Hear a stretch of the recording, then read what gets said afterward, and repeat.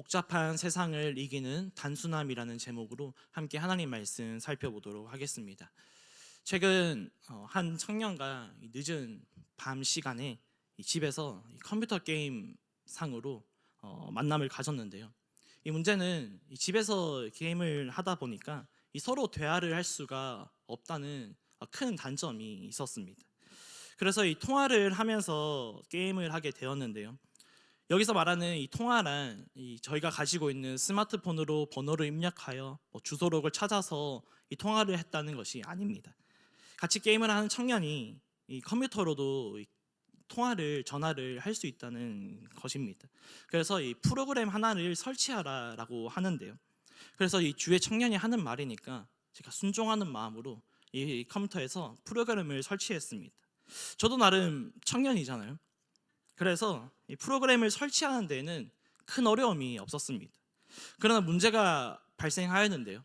제가 이 설치한 프로그램을 이 자유자재로 사용하지 못하는 것입니다. 저의 이 모습이 그 청년에게 꽤나 충격적이었던 것 같습니다. 그래서 이렇게 말하는데요. 아니 목사님, 이걸 못하시면 어떡해요? 라고 하는 것입니다. 사랑하는 여러분, 제가 들었던 말과 비슷한 말을 어디서 많이 들어보시지 않으셨습니까? 저는 이 말을 듣는 순간 저희 부모님을 시작으로 참 많은 어르신들을 더 많이 이해하게 되었습니다. 아니 어쩌면 지금까지 저는 이 어르신들과 저희 부모님을 이해하는 척을 하고 있었을지도 참 모른다라는 깨달음을 얻게 되었는데요. 이 스마트폰이 세상에 등장하고 나서는 저희가 이 스마트폰 없이는 살 수가 없는 지경에 이르게 되었잖아요. 저희 부모님도 여전히 스마트폰을 사용하시면서 이 사용하는 것에 어려움을 느끼고 계십니다.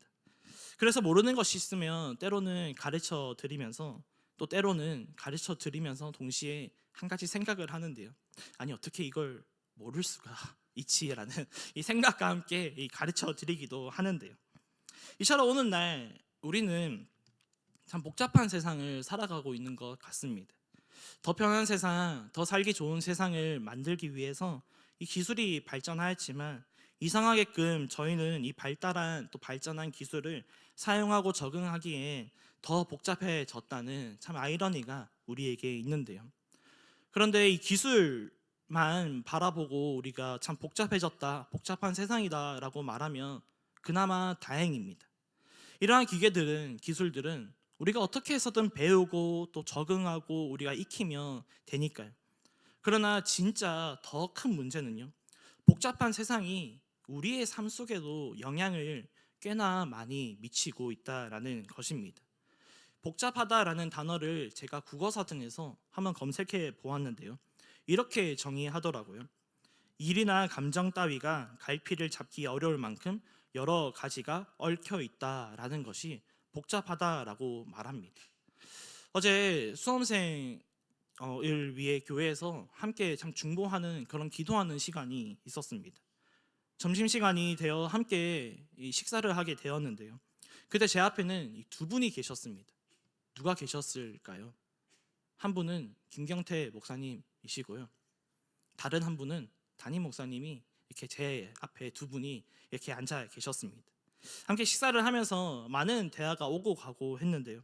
그 가운데 이 하나가 무엇이냐면 서로 앞으로의 목회를 위한 이 공부에 대한 이야기를 나누게 되었습니다. 이런저런 이야기를 나누면서 제가 한 말이 있었는데요. 항상 공부할 마음과 이 생각은 있지만 공부를 시작하는 것에 참 너무 어렵습니다라고 말을 했던 것 같습니다. 그 이유에는 여러 가지가 있겠지만요. 한 가지 이유가 무엇이냐면 이 무엇을 전공으로 선택하여 또 더 깊이 연구하고 공부해야 할지 선택하는 것이 너무 어렵다라는 것입니다. 개인적인 마음 같아서는 모든 분야를 다 공부하고 다 연구하고 싶은 욕심은 있지만 주어진 현실에서는 그렇게 하지 못한다라는 것입니다. 그래서 지금 또 여전히 고민 가운데 있는데요. 다시 말해 저도 마음과 생각이 참 많이 복잡하다라는 것입니다. 이처럼 이 땅을 살아가는 우리 모두는 아마도 각자의 주어진 상황과 환경에서 복잡한 세상을 직면하고 있을지도 모릅니다. 사랑하는 여러분, 오늘 본문 말씀을 살펴보기 전에 제가 왜 이런 이야기로 말씀을 시작하게 되었냐면요, 성경 말씀을 생각해 보면 아담과 하와가 타락하기 이전에 하나님께서 창조하신 이 땅은 그리 복잡하지 않았습니다. 창세기 1장 28절의 말씀인데요, 한번 같이 읽어보도록 하겠습니다. 하나님이 그들에게 복을 주시며 하나님이 그들에게 이르시되 생육하고 번성하여 땅에 충만하라. 땅을 정복하라. 바다의 물고기와 하늘의 새와 땅에 움직이는 모든 생물을 다스리라 하시니라. 아멘. 하나님께서 창조하신 이 땅의 시스템은요, 보시는 것과 같이 단순하였습니다. 생육하고 번성하여 땅에 충만하여 또 정복하며 다스리면 되었습니다. 그리고 선악을 알게 하는 나무의 그 열매를 따먹지 않으면 되었습니다. 그러나 하나님께서 창조하신 이 땅이 점점 복잡해지기 시작하는데요, 아담과 하와가 타락하며 죄가 이 땅에 들어옵니다. 그리고 다음과 같은 일이 발생하였다라고 성경은 말하는데요, 창세기 3장 16절과 17절의 말씀입니다. 같이 읽어보도록 하겠습니다. 또 여자에게 이르시되 내가 내게 임신하는 고통을 크게 더하리니 내가 수고하고 자식을 낳을 것이며 너는 남편을 원하고 남편은 너를 다스릴 것이니라 하시고, 아담에게 이르시되 내가 내 아내의 말을 듣고 내가 내게 먹지 말라 한 나무의 열매를 먹었은즉 땅은 너로 말미암아 저주를 받고 너는 내 평생에 수고하여야 그 소산을 먹으리라. 아멘. 하나님께서 창조하신 이 땅이요, 그 단순한 시스템에서 점점 복잡해지기 시작합니다. 이후의 말씀에서도 하나님은 아담에게 너가 땀을 흘려야 땅의 소산을 얻을 수 있을 것이고, 또 너가 땅에서 일을 할 때 가시덤불과 또 원건키를 내게 될 것이다 라고 하나님께서 말씀하십니다. 점점 이 땅이 복잡해질 것이고, 또 그로 인해 우리는 복잡한 세상을 살아가게 된다는 것입니다. 오늘 본문 누가복음 5장의 말씀에서도 복잡한 세상을 살아가는 한 인물이 등장합니다. 그리고 이 사람 또한 복잡한 세상에서 여러 가지 일과 감정으로 얽혀 살아가고 있습니다. 그래서 오늘 우리가 이러한 관점과 맥락을 가지고 함께 누가복음 5장의 말씀을 살펴보기를 원하는데요, 오늘 함께 살펴볼 본문 말씀은 우리 모든 분들이 너무나도 잘 알고 계신 말씀이라 생각이 됩니다. 오늘 말씀을 간단하게 요약하자면 예수님께서 시몬이라는 베드로를 예수님의 제자로 부르신 이야기 아닙니까? 너무나도 우리 주일학교 때부터 잘 배우고 듣고 왔던 말씀입니다. 오늘 말씀은 다음과 같이 전개됩니다. 누가복음 5장 1절과 2절의 말씀인데요, 함께 읽도록 하겠습니다. 무리가 몰려와서 하나님의 말씀을 들을새 예수는 게네사렛 호숫가에 서서 호숫가에 배 두 척이 있는 것을 보시니 어부들은 배에서 나와서 그물을 씻는지라. 아멘. 먼저 본문 1절의 말씀에 의하면 많은 무리가 이 예수님께서 전하시는 하나님의 말씀을 들으러 모였다라고 말합니다. 게네사렛 호숫가에 모였다라고 말하는데요, 여기 말하는 게네사렛 호수는요, 우리가 흔히 알고 있는 갈릴리 바다를 말합니다. 다시 말해 갈릴리 바다 어느 해변 가운데 많은 무리가 예수님께서 전하시는 이 하나님의 말씀을 들으러 모였다라는 것입니다. 그런 가운데 갈릴리 바다 해변 또 한 가운데에서는요, 어부들이 배에서 나와 그물을 씻고 있었다라고 성경은 우리에게 말해주고 있습니다. 어부들이 배에서 나와 그물을 씻고 있었다는 것은요, 어부들이 이 밤에 나가서 물고기를 잡으러 나갔다가 모든 일과를 마치고 이제 배에서 내려 이 마지막으로 정리를 하고 있었다, 마지막 일과를 마무리하고 있었다라는 것을 말해주는 것인데요, 이런 상황 광경에서 예수님은 다음과 같은 행동을 하세요. 누가복음 5장 3절의 말씀인데요, 같이 읽도록 하겠습니다. 예수께서 한 배에 오르시니 그 배는 시몬의 배라. 육지에서 조금 떼기를 청하시고 앉으사 배에서 무리를 가르치시더니. 아멘. 지금 예수님의 말씀을 들으러 모인 많은 무리는요, 갈릴리 해변 한 자리를 잡아서 앉아 있는 상황이고요, 또 그로 인해 예수님은 시몬 베드로의 배에 오르시고 또 배를 육지에서 조금 떼어 놓기를 요청하시고 부탁하시고 배 위에서 많은 무리에게 하나님의 말씀을, 하나님의 나라를 전하고 있는 것입니다. 예수님께서 어떤 하나님의 말씀을 많은 무리에게 가르치셨는지에 대해서는 성경은 우리에게 말해주고 있지 않습니다. 그러나 우리에게 이런 하나님의 말씀을 가르치기를 마치신 예수님은 다음과 같이 이어서 말씀하시는데요. 누가복음 5장 4절의 말씀입니다. 같이 읽도록 하겠습니다. 말씀을 마치시고 시몬에게 이르시되 깊은 데로 가서 그물을 내려 고기를 잡으라. 아멘. 말씀을 가르치기를 마치신 예수님께서 베드로에게 하시는 말씀이 무엇입니까? 깊은 데로 나가 그물을 던지라는 것입니다. 그리고 베드로는 다음과 같이 말합니다. 누가복음 5장 5절의 말씀인데요. 같이 읽도록 하겠습니다. 시몬이 대답하여 이르되 선생님 우리들이 밤이 새도록 수고하였으되 잡은 것이 없지만은 말씀에 의지하여 내가 그물을 내리리이다 하고 아멘. 이와 같은 베드로의 답변을 통해서 성경은 독자들에게 많은 정보를 제공해주고 있습니다. 먼저 베드로는 그의 일행과 함께 밤이 새도록 이 물의 바다로 나가서 물고기를 잡는 일을 하였다라는 것이고요. 그리고 베드로와 그의 일행들은 밤이 새도록 물고기를 잡지 못했다는 것입니다.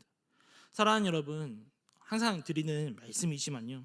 말씀을 읽고 묵상하실 때 머리로 그림을 그리며 또 상상을 하며 참 말씀을 내 삶에 대입하여 읽기를 권면드리는데요. 오늘 본문 말씀에서 베드로는 어떤 사람이라고 소개합니까? 어부입니다. 즉 베드로의 전공은요 어부였습니다.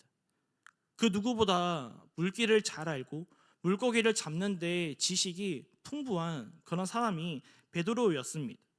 그렇다면 반대로 예수님의 직업은 무엇이었습니까? 목수의 아들로서 목수였습니다. 다시 말해 예수님의 전공은요 목수였습니다. 부끄러운 이야기지만 제가 부산에 계신 저의 부모님과 종종 통화를 하게 되면요 가끔 다툴 때가 있습니다. 대부분 발생하는 다툼의 주된 원인이 무엇인지 아세요? 아직 가야 할 길은 멀고도 멀었지만 어찌되었든 신학은 제가 전공했는데 저의 부모님은 계속 저에게 목회는 이렇게 해야 된다, 또 설교는 저렇게 해야 된다, 또 그 외에 많은 것을 참 사랑이 담긴 조언을 많이 해주시는데요. 그런데 그날 저의 컨디션이 저하되었을 때 또는 마음의 여유가 저에게 없을 때 이와 같은 조언을 듣게 되면 거의 항상 다툼이 시작되었던 것 같습니다. 가끔 그렇습니다. 물론 아들이 걱정되고 참 목회를 잘했으면 하는 바람에 하시는 말씀이라고 확신합니다. 그럼에도 참 연약한 죄인인지라 때로는 다툴 때도 있다는 것인데요. 다시 말씀으로 돌아와 목수가 전공이신 예수님께서요 어부가 전공인 베드로에게 오늘 이래라 저래라 하시는 상황입니다. 심지어 어부가 전공인 베드로와 그의 일행들은 그날 밤에 아무것도 잡지 못한 상황이었습니다. 이때 예수님께서 하시는 말씀이 깊은 데로 다시 나가서 그물을 던지라는 것입니다. 아마도 이 상황에서 제가 베드로였다면 다투었을 것 같습니다. 그런데 베드로는 어떻게 하죠? 다시 한번 누가복음 5장 5절의 말씀을 우리 믿음으로 힘차게 선포하기를 원하는데요. 함께 읽도록 하겠습니다.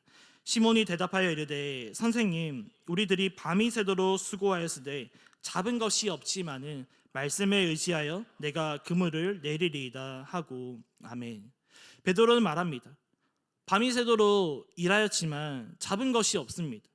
그러나 선생님의 말씀에 의지하여 다시 한번 나가 그물을 던져 보겠습니다. 그리고 어떤 일이 발생합니까? 누가복음 5장 6절의 말씀인데요. 이렇게 말합니다. 함께 읽도록 하겠습니다. 그렇게 하니 고기를 잡은 것이 심이 많아 그물이 찢어지느니라. 아멘. 이것이 오늘 우리가 함께 살펴본 이 누가복음 5장의 말씀의 이야기였습니다. 사랑하는 여러분, 앞에서도 함께 나누었듯이 오늘 본문 말씀을 간단하게 한 문장을 요약하면 무엇이었습니까? 예수님께서 베드로를 찾아가 예수님의 제자로 부르시는 이야기였습니다.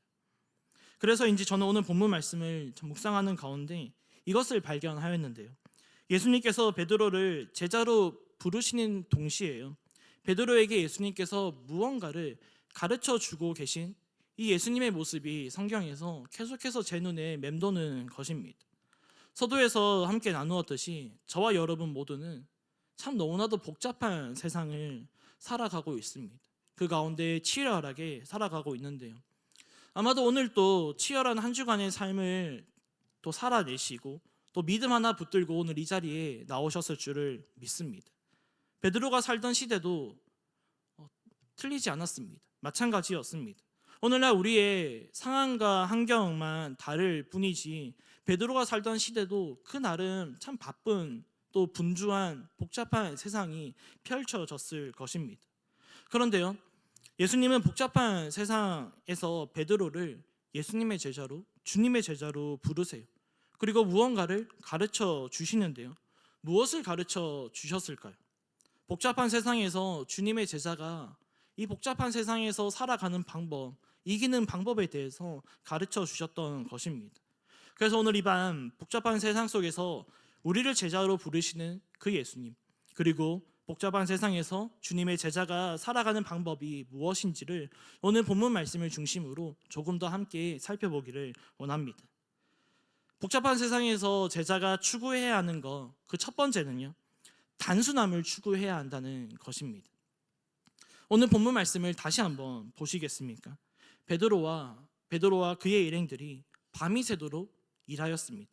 그러나 물고기를 잡지 못한 상황입니다. 모든 것이 허탕을 치고 돌아온 상황이었습니다. 이러한 상황이 내일이 아니라 해서 참 난일이다 또 생각하고 가볍게 여겨서는 안 되는데요.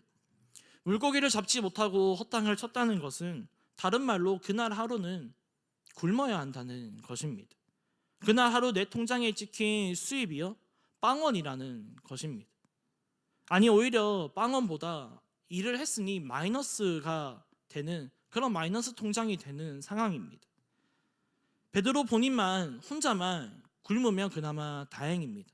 그러나 베드로와 함께 있는 그 가족 전체가 어쩌면 굶어야 하는 상황일지도 모릅니다. 사랑하는 여러분, 베드로의 심정 어떠했겠습니까? 도저히 말로 설명할 수 없는 그 복잡함이 베드로의 그 마음 가운데 머릿속에 가득했지 않았겠습니까? 그런데요, 이런 상황에서 예수님께서 베드로에게 하시는 말씀이 오늘 무엇이었습니까? 누가복음 5장 4절의 말씀인데요. 다시 한번 우리 4절의 말씀 읽어보도록 하겠습니다. 말씀을 마치시고 시몬에게 이르시되 깊은 데로 가서 그물을 내려 고기를 잡으라. 아멘. 말할 수 없는 복잡함이 가득한 베드로의 마음도 모르시고 예수님은요, 다시 베드로에게 말합니다. 다시 물고기를 잡으러 베드로에게 바다로 나가는 것인데요. 모두가 깊은 잠에 빠졌을 때 안 그대로 밤이 새도록 일하고 돌아와 우리의 말로 피곤에 쩔어 있는 그런 베드로였는데, 심지어 거기에 허탕까지 친 베드로였는데 예수님은 베드로에게 다시 한번 깊은 데로 나가 그물을 던지라는 것입니다. 게다가 목수가 전공인 예수님이 사람이 어부가 전공인 사람에게 이래라 저래라 하는 것입니다. 베드로의 심정이 어떠했겠습니까? 베드로는 더 마음이 복잡해졌을 것입니다.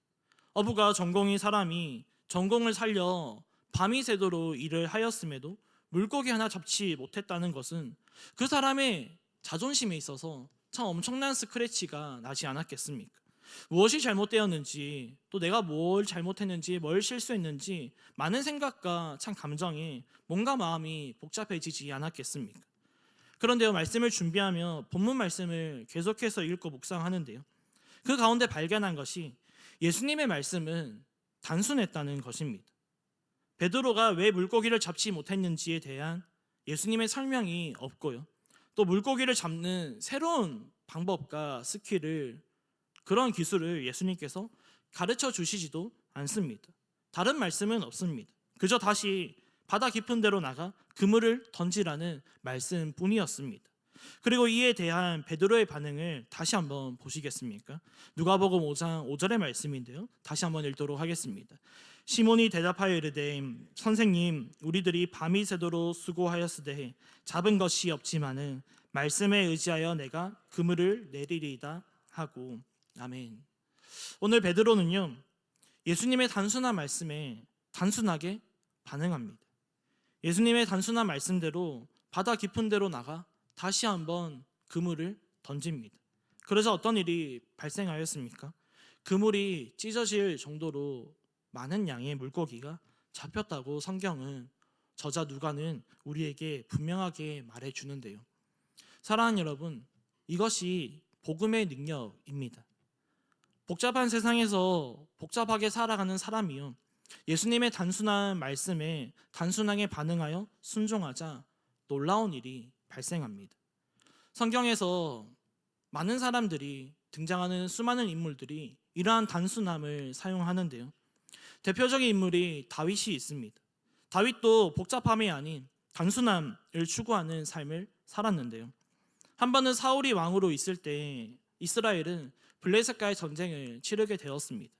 사울 왕을 중심으로 많은 이스라엘 병사들이, 군사들이 모였습니다. 그리고 골리앗 앞에 서게 되었습니다. 그때 사울 왕을 중심으로 수많은 이스라엘의 군사들이요, 복잡한 생각과 감정에 빠지게 되었습니다. 이때 다윗이 블레셋 골리앗 장군 앞에 서게 됩니다. 그리고 다음과 같이 다윗이 말하는데요. 사무엘상 17장 45절의 말씀입니다. 함께 읽도록 하겠습니다. 다윗이 블레셋 사람에게 이르되 너는 칼과 창과 단창으로 내게 나아오거니와 나는 만군의 여호와의 이름 곧 내가 모욕하는 이스라엘 군대의 하나님의 이름으로 내게 나아가노라. 아멘. 복잡한 세상의 관점에서는 도저히 이해할 수 없는 상황이고 선택이었습니다. 왜 그렇습니까?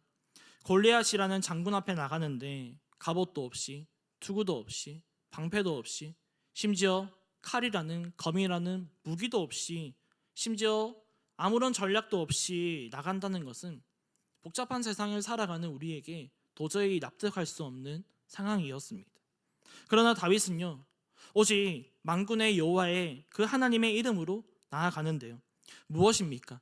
영적 전쟁에서는 복잡함으로는 승리할 수가 없다는 것입니다. 영적 전쟁의 승리의 비결은 오직 단순함을 추구하는 것입니다. 오직 있는 말씀, 하나님의 말씀을 있는 그대로 묻지도 따지지도 않고 따르는 것입니다. 만군의 여호와 하나님의 이름, 그 말씀 하나 붙들고 나아가는 것입니다. 오늘 베드로도 마찬가지인데요. 예수님의 단순한 말씀에 베드로는 복잡하게 생각하지 않습니다. 단순하게 반응하여 깊은 데로 나가 그물을 던집니다. 전문가가 보아도 이해할 수 없는 놀라운 역사가 일어나게 되었잖아요. 이것이 복음의 능력이요, 복잡한 세상에서 주님의 제자가 추구해야 하는 삶의 방식임을 믿으시는 저와 여러분 되시기를 축복합니다. 그런가 하면 다음으로 복잡한 세상에서 또 제자가 추구해야 하는 것, 이 두 번째는요, 올인을 추구해야 하는 것인데요. 베드로가 놀라운 사건을 경험하자 다음으로 어떤 행동을 취하였습니까? 누가복음 5장 11절의 말씀인데요. 함께 읽도록 하겠습니다. 그들이 모든 것을 버려두고 예수를 따르니라. 아멘. 베드로는요, 그물과 배, 또 그 외의 모든 것을 버려두고 예수님을 따르는데요.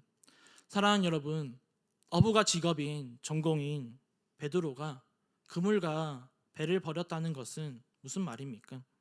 지금까지 살아온 삶의 모든 방식을 버렸다는 것입니다. 복잡한 세상에서 몸과 마음도 복잡하게 살아온 지난 자신의 모든 것을 내려놓고 그 모든 삶을 버렸다는 것입니다. 이제는 복잡함을 추구하는 것이 아니라 하나님 안에서, 예수님 안에서 이 단순함을 추구하는 하나님 나라의 방식을 따르겠다는 믿음의 선포입니다. 다시 말해 하나님 나라에 올인하겠다는 것입니다. 이것이요, 복잡한 세상에서 주님의 제자가 추구해야 하는 삶의 방식임을 믿으시는 저와 여러분 되시기를 축복합니다. 그런데 오늘 말씀을 잘 한번 보시면요, 베드로만 올인한 것이 아니었습니다. 예수님께서도 올인하셨음을 알 수 있는데요. 누가복음 5장 10절의 말씀입니다. 함께 우리 10절의 말씀 읽도록 하겠습니다. 세베대의 아들로서 시몬의 동업자인 야고보와 요한도 놀랐음이라. 예수께서 시몬에게 이르시되 무서워하지 말라. 이제 후로는 내가 사람을 취하리라 하시니. 아멘. 오늘 말씀을 요약하면 무엇이었죠? 예수님께서 베드로를 예수님의 제자로 부르시는 이야기였습니다. 베드로를 제자로 부르시는 예수님의 모습을 다시 한번 묵상해 보니 예수님께서 먼저 베드로에게 올인하셨다는 사실을 알 수 있는데요. 왜 그런가 하면요, 사실 예수님의 12 제자들은 우리가 알듯이 예수님에게 별로 큰 도움이 되지 않았던 사람들입니다. 하나님 나라를 전하는데 방해가 되면 방해가 되었지 도움이 되었던 적은 별로 없는 사람들이 예수님의 12 제자들이었습니다. 그런데 예수님께서 이런 베드로를 예수님의 제자로 부르십니다. 심지어 베드로를 부르실 때 예수님께서 베드로에게 주신 사명이 무엇이었습니까? 본문 10절의 말씀과 같이 이제 후로는 내가 사람을 취하리라 라고 말씀하십니다. 영혼을 살리고 생명을 살리는 하나님 나라의 일을 베드로에게 모든 것을 예수님께서 맡기셨다는 것입니다. 사랑하는 여러분, 베드로 어떤 인물이었습니까? 십자가 앞에서 예수님을 3번이나 부인한 그런 인물이 베드로 아닙니까? 예수님께서 이러한 사실을 모르셔서 베드로를 제자로 부르셨던 것일까요? 예수님께서 실수로 잘못 임명하여 부르셨던 것이 베드로였을까요? 그렇지 않습니다. 모든 것을 아시는 예수님께서 그럼에도 불구하고 베드로에게 이 모든 것을 올인하셨다는 것입니다. 그리고 베드로도 자기에게 올인하신 그 예수님의 단순한 부르심에 단순하게 반응하여 예수님에게 하나님 나라의 일에 올인하여 모든 것을 버려두고 예수님을 따른 것이 오늘 말씀의 상황입니다. 사랑하는 여러분, 예수님의 부르심은요, 그리 복잡하지 않습니다. 단순하거든요. 마찬가지로 하나님께서 우리 또한 복잡하게 부르시지 않습니다. 단순하게 말씀으로 우리를 부르셨습니다. 오늘 이 밤 이 자리에 앉아 있는 우리가 이 자리에 나오기 위해서 복잡한 과정과 복잡한 절차를 본당 로비에서 거치셨습니까? 그렇지 않습니다. 오직 단순하게 말씀으로 하나님께서, 예수님께서, 성령님께서 우리를 이 자리 가운데 부르신 것입니다. 그리고 우리 또한 단순하게 있는 그대로 반응하여 이 자리에 앉아서 함께 예배하며 찬양하며 기도하는 것 아니겠습니까? 예수님께서 베드로에게 올인하셨듯이 하나님께서도 우리에게 올인하셨다라는 것입니다. 요한복음 3장 16절의 말씀인데요, 이렇게 말씀하십니다. 함께 읽도록 하겠습니다. 하나님이 세상을 이처럼 사랑하사 독생자를 주셨으니 이는 그를 믿는 자마다 멸망하지 않고 영생을 얻게 하려 하심이라. 아멘. 하나님이 세상을 이처럼 사랑하사, 하나님이 우리를 이처럼 사랑하사, 우리를 하나님의 아들, 딸 삼으시기 위해 독생자 예수 그리스도를 십자가에 내어주시면서까지 하나님께서 우리에게 올인하셨다는 말씀 아닙니까?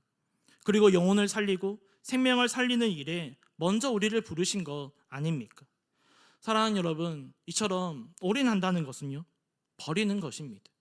단순함은 복잡함을 버리는 것에서부터 시작됩니다.